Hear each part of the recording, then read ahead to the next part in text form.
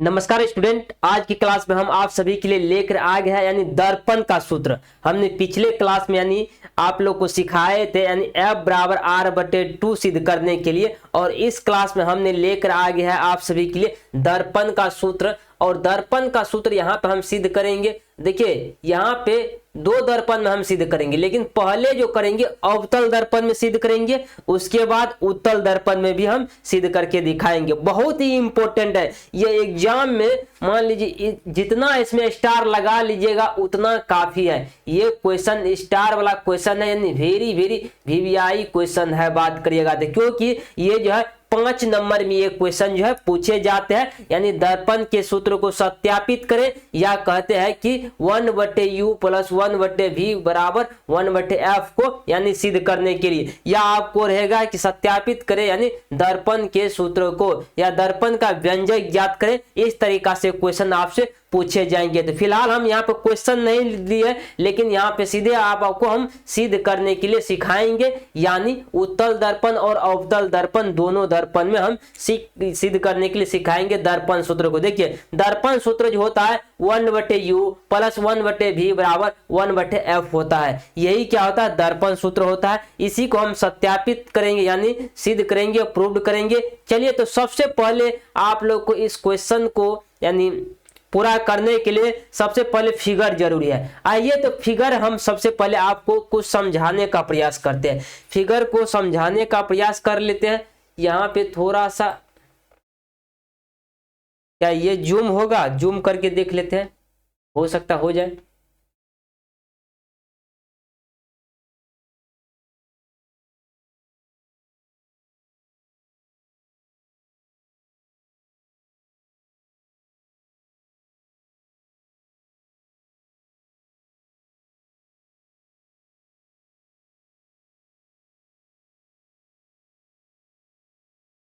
एक सेकेंड रुकने का प्रयास करें तो इसको पूरी तरीका से हम देख लेते हैं। क्या ये पेज जो है ना जूम करके दिखाना पड़ेगा।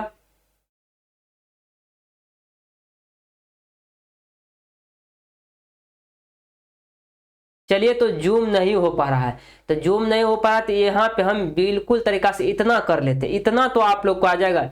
इतना करने पे थोड़ा सा भकट जा रहा है तो हम इतना कर लेते, ठीक ना। इतना जूम हो गया। अब यहाँ पे देखिए सबसे पहले यह फिगर आपको बहुत ही साफ तरीका से दिखाई पड़ रही होंगी। बिल्कुल बिल्कुल आपको साफ तरीका से ये फिगर जो है दिखाई पड़ रही है। ये देख रहे हैं फिगर, बिल्कुल आपको हम उम्मीद करते हैं कि फिगर जो है आपको पूर्णतः दिखाई पड़ रहे होंगे। आप देखिए सबसे पहले आपको क्या करना है, एक आपको यहाँ पे क्या करना, अपने फेयर कॉपी जब करिएगा। हालांकि हम इसका पीडीएफ डाल देंगे व्हाट्सएप ग्रुप पे, आप जुड़े होंगे या हमारे टेलीग्राम ग्रुप में भी जुड़े होंगे तो वहां से आपको पीडीएफ प्रोवाइड करा दिया जाएगा। आप बहुत ही बेहतरीन तरीका से हमारी पीडीएफ ले सकते हैं, लेकिन टेलीग्राम ग्रुप में जोड़ना पड़ेगा और व्हाट्सएप ग्रुप में आपको जोड़ना पड़ेगा तभी मिलेगा, अन्यथा इसके अलावा नहीं मिल सकता। मिलने की कोई संभावना नहीं है, क्योंकि टेलीग्राम ग्रुप पे ही मिलते हैं और व्हाट्सएप ग्रुप पे ही मिलते हैं। अब यहाँ देखिए सबसे पहले हम क्या करेंगे, एक ऐसे लाइनिंग बनाएंगे और इसमें डॉट डॉट का चिन्ह लगा देंगे। और यहाँ पे देखेंगे बस क्या करना, आपको किसी तरीका के माध्यम से, या तो कंपास होगा आपके पास,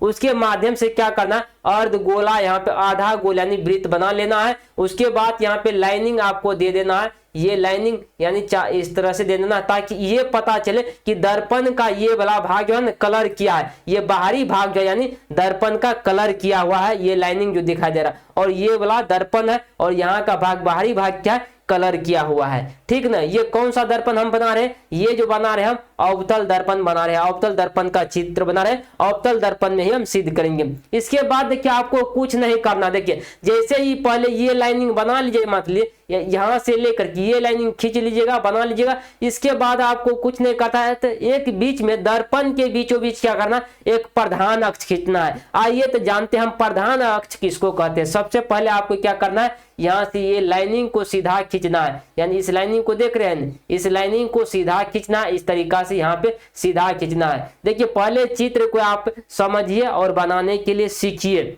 अब देखिए ये लाइनिंग खींचना है। इसके बाद में आप क्या करना है, यहाँ पे हम ए बिंदु मानते हैं और यहाँ पे बी बिंदु मानते हैं। देखिए अभी बाद में हम इसको मिटा देंगे तो आपको कंप्लीट दिखाई पड़ेगा। अभी हम इसको कर देते हैं पहले।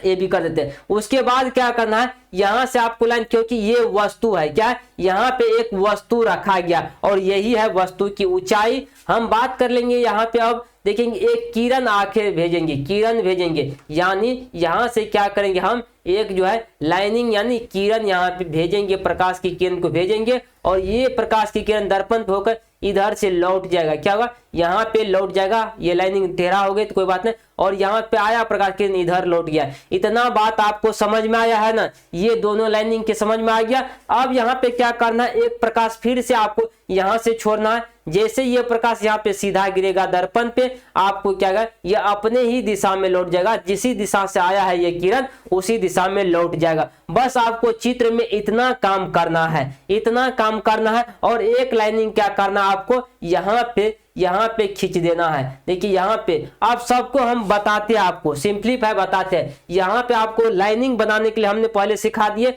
अब इसके बाद में इसको क्या करते हैं, मिटाने का प्रयास करते हैं, और ताकि आपको कंप्लीट तरीका से दिखा जाए, दिखे पूरी तरीका से, बिल्कुल हम पूरी तरीका से यहाँ पे साफ कर लेते हैं। अब यहाँ पे देखने का ये प्रयास कीजिए आप, जो है ना, सबसे पहले देखिए वस्तु की दूरी यह है, वस्तु का क्या है, ए और बी मान ली, यहाँ पे ए और बी मान ली, ठीक ना। और ये जो बना ना, यहाँ से प्रकाश जो गया है और इधर से गया है, यहाँ पे प्रतिबिंब बना, ये लाइनिंग देख रहे हैं, यहाँ पे प्रतिबिंब बना है, तो प्रतिबिंब को हम मान लिए ए डैश और बी डैश मान लिए, ठीक ना। इसके बाद में क्या किया, और यहाँ पे हम एन मान लिए है, दर्पण को एम और एम डैश मान लिए, ठीक ना, एम और एम डैश यहाँ पे मान लिए। और यहाँ पे दर्पण की यानी ध्रुव यानी पी से सूचित किया जाता है, तो पी मान लिए। यहाँ पे ये बिंदु क्या कहलाएगा, आपका पी कहलाएगा यहाँ पे। और यहाँ से हम एन से लेकर के, और एन से लेकर के यहाँ पे एक पी से थोड़ा हट करके क्या किया है, यहाँ पे एस होगा, यहाँ पे एस दूरी मान लेते हैं, यहाँ पे एस, ठीक ना। और यहाँ पे हम मान लिए इसको बेहतरीन तरीका से, ठीक ना। और यहाँ पे पूरी तरीका से हम मान लिए। और वक्रता त्रिज्या ये है, क्या है, वक्रता त्रिज्या यहाँ पे सी है। जैसे ही प्रकाश ये गया,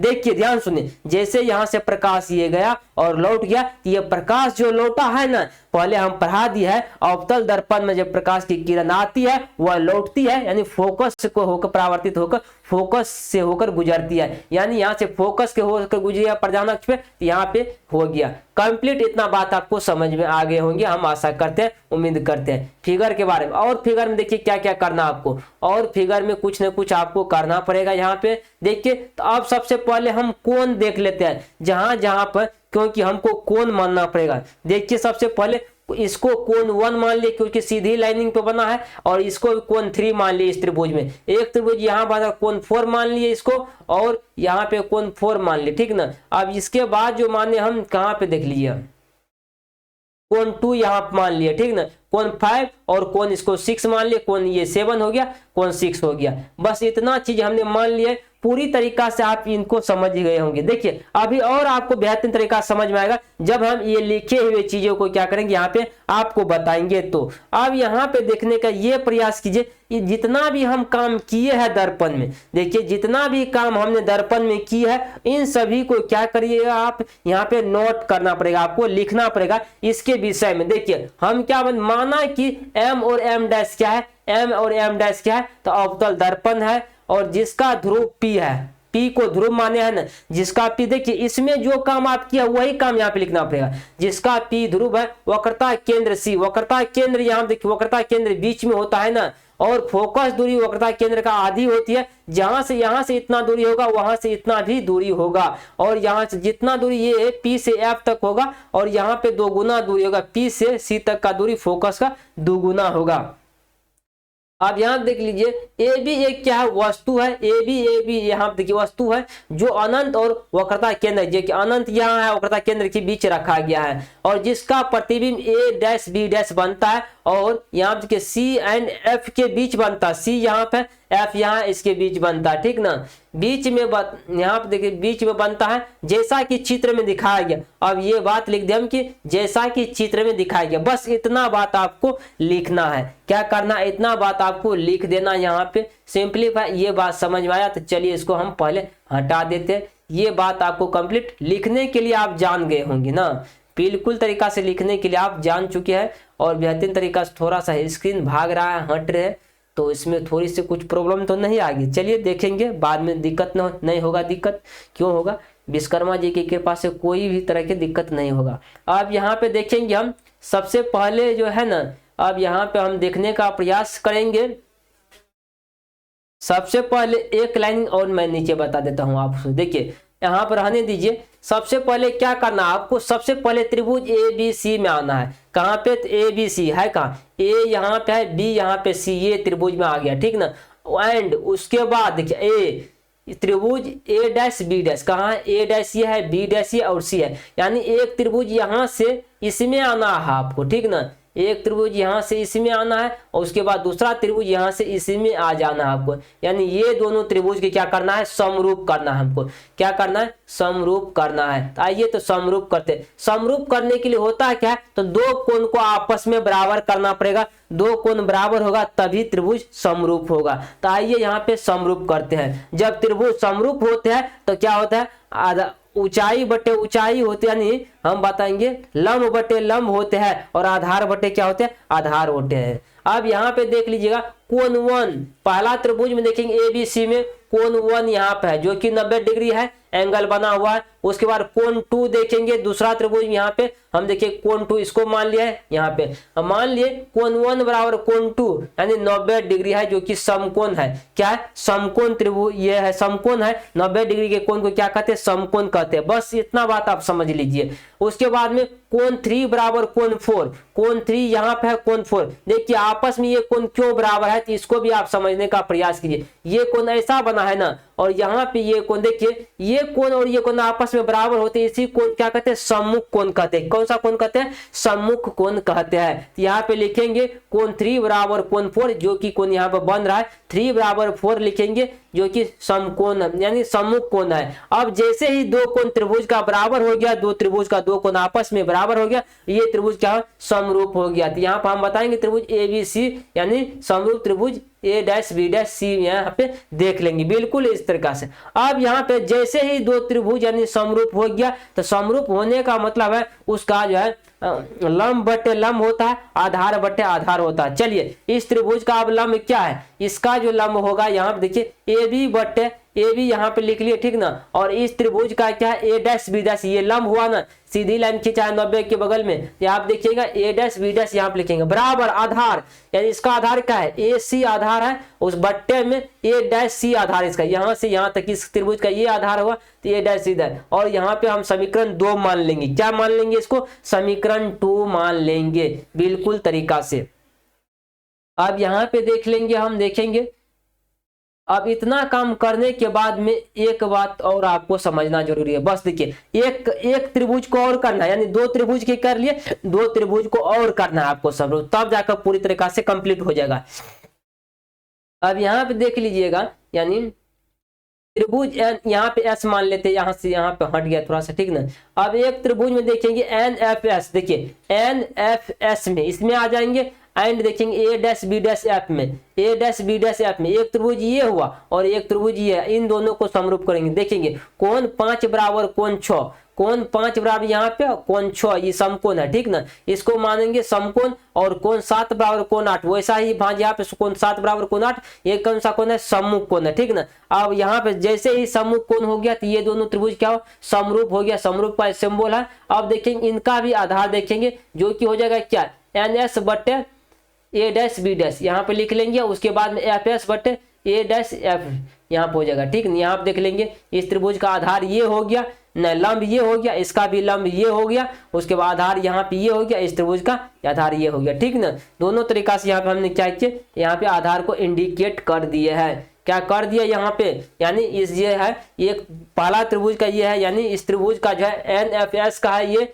लंब है, उस ये दूसरा त्रिभुज का यानी ए डैश बी डैश का ये क्या है? लंब है। उसके बाद ये आधार है, ये इसका भी आधार है, ठीक ना। और यहाँ पे समीकरण 2 मान ली इसको। अब लिखेंगे समीकरण फर्स्ट एवं सेकेंड से। देखिए ये चीज और ये चीज दोनों मिलता है, इसको काट देंगे हम। देखेंगे ये चीज और ये चीज दोनों एक में मिलता है, अभी काट देंगे यहाँ पे। तो काटने के बाद यहाँ पे लिख देंगे तो क्या बचेगा आपको? तो देखेंगे यहाँ पे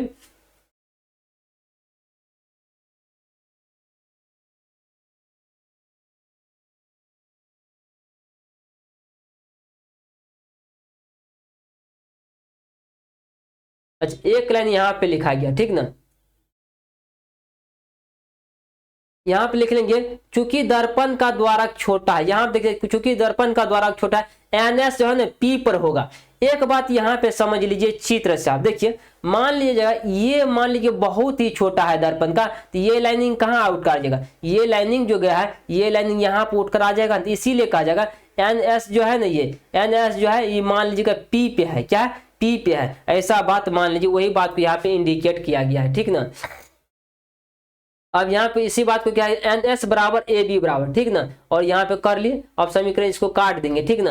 अब यहाँ पे देख लिखेंगे AC बटे में A'C, ठीक ना, AF बटे में A', ऐसा बात बच गया, देखिए इसका ये बच गया और यहाँ दूसरा समीकरण का ये बच गया, FS बटे में A', और यहाँ बच गया ना, ठीक ना, यहाँ देख लीजिए ये चीज बची है। अब क्या करना है, अब आपको दूरी निकालना है, क्या करना है, दूरी निकालना है। आखिर यहाँ पे AC कहाँ से आया और A'C कहाँ से आया, PF कहाँ से आया, A'P करा A'PF कहाँ से आ गया था। अब यहाँ पे हम देख लेंगे पूरी तरीका से, यहाँ पे देखने का हम प्रयास करेंगे, चिन्ह पर यहाँ पे देखेंगे। पहले इसको देखिए AC कहाँ पे है, A और C यहाँ पे है ना, AC यहाँ पे। सबसे पहले हमने क्या करेंगे, इसमें से देखिए कोई लाइन ऐसा है, मान लिया जाए, मान लो यहाँ पे A है और यहाँ पे B है, यहाँ पे C है, दोनों को जोड़ेंगे कैसे, BC बराबर आप नहीं लिख सकते हैं, यानी BC बराबर लिखेंगे आप, क्या लिखेंगे, -AC, तो इतना दूर का दूरी निकल जाएगा ना, इतना दूर का दूरी निकालना है तो टोटल में से AC को घटा देंगे तो BA बच जाएगा। वही बात यहाँ पे इंडिकेट किया गया है, यानी बताया गया है। अब यहाँ पर हम देखेंगे पूर्ण तरीका से वही बात लिखा है, यानी देखिए यहाँ देखिए AC को कैसे किया है, यानी PA, देखिए A और P को पूरे में से ले करके, ठीक ना, उसके बाद -PC कर दिया यहाँ पे, यहाँ तक के यहाँ तक की दूरी किसको घटा दिया, ठीक ना, और उसके बाद में नीचे वाला देखेंगे A', यहाँ पे। अब यहाँ करेंगे टोटल में से क्या करेंगे, यहाँ तक की दूरी को घटा देंगे, इतना बच जाएगा, ठीक ना।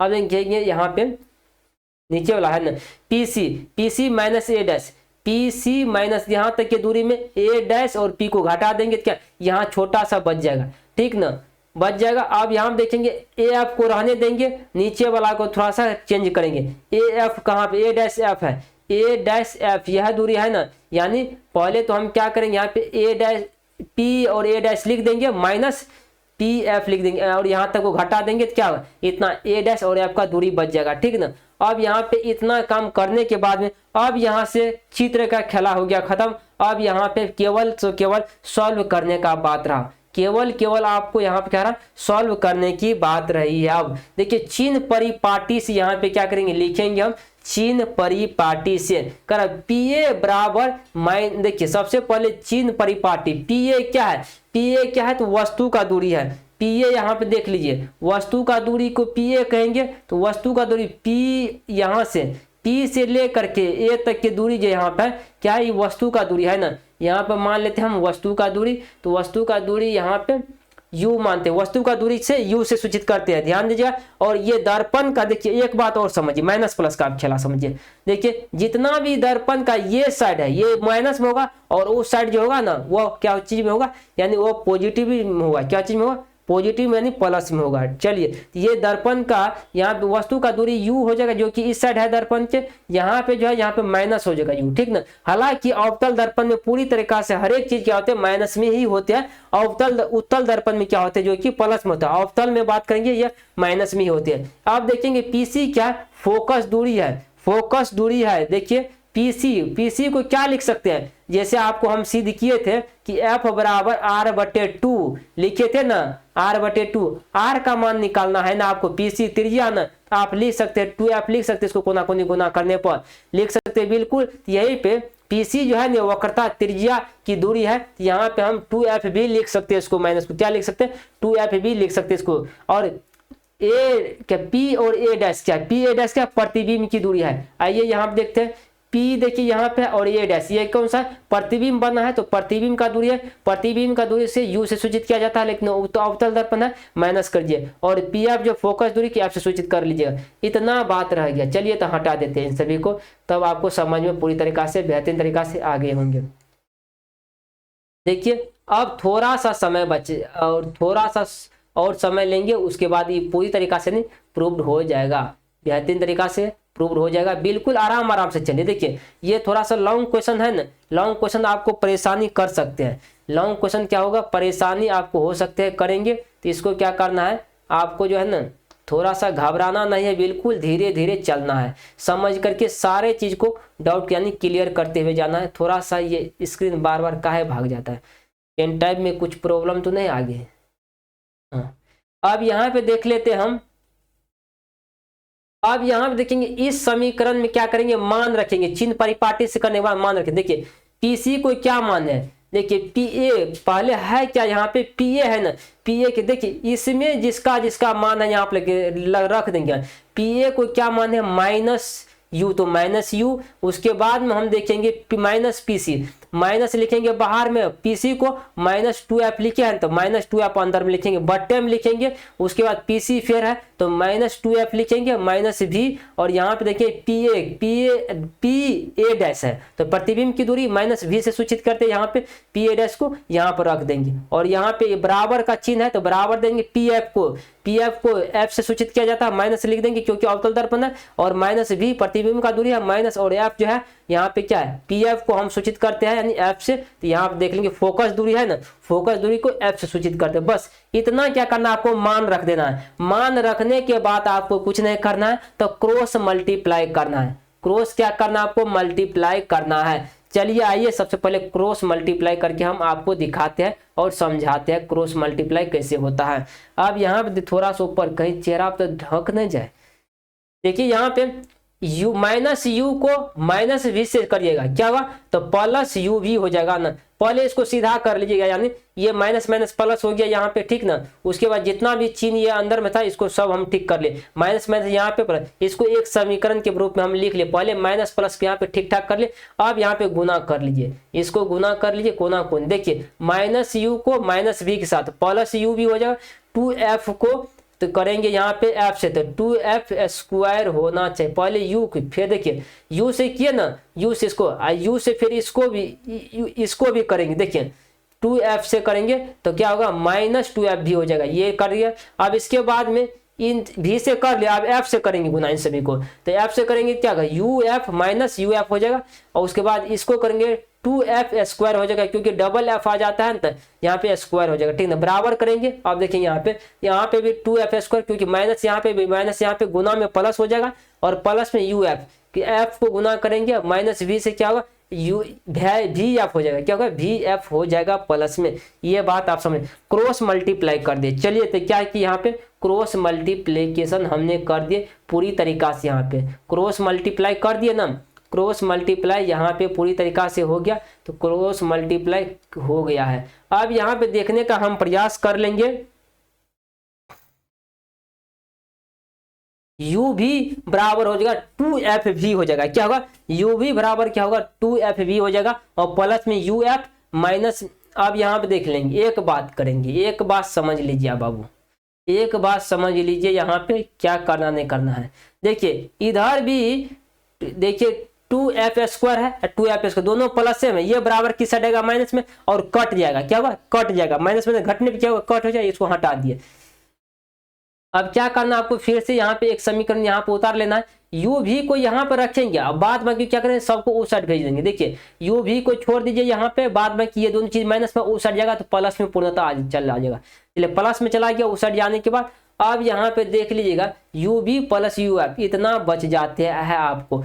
यहाँ पे देखेंगे एफ भी में से u एफ घट जाएगा तो क्या होगा एफ भी बचेगा, और प्लस uf इतना हो गया। अब दोनों तरफ u भी f से भाग देने पे क्या करेंगे, सभी में हम क्या करेंगे u भी f से भाग देंगे, उसके बाद निकल जाएगा फाइनली आंसर इसका। देखिए सभी के बट्टे में हमने लिख दिया u भी f लिख दिया है। अब यहाँ पे देखेंगे इसके बट्टे u भी f कट जाएगा, बट्टे में f बच गया, ठीक ना। यहाँ पे f भी था तो f भी कट जाएगा, u बच गया, यहाँ पे देखिए प्लस में u f था, यहाँ पे u और f कट जाएगा, नीचे में भी बच जाएगा। देखिए यहाँ पे f बचा था 1/f लिखेंगे, यहाँ पे तो u बचा था नीचे में तो 1/u, प्लस में ऊपर में एक कुछ नहीं तो एक बचा है, और यहाँ पे भी नीचे में तो भी, और यही हम सिद्ध करने के लिए तभी से हम चाह रहे थे, जो कि पूर्णतः तरीका से फाइनली सिद्ध हो गया। तो क्या आप लोग को समझ में आया? ये बात देखना आपको लोग को समझ में आया कि नहीं। देखिए फाइनली हम उम्मीद करते हैं कि आप सभी को समझ में आ गए होंगे और बेहतरीन तरीका से समझ में आया होगा। तो अगले क्लास में हम फिर से लेकर आएंगे, यानी और उत्तल दर्पण में दर्पण सूत्र को सिद्ध करने के लिए। तो तब तक आप लोग क्लास में बने रहने का प्रयास करिए और क्लास को शेयर करने का भी प्रयास करिएगा। आप लोग क्या करिएगा, हमारे टेलीग्राम ग्रुप और व्हाट्सएप ग्रुप में आप जुड़ जाइएगा। आज के लिए इतना ही रहने देते हैं।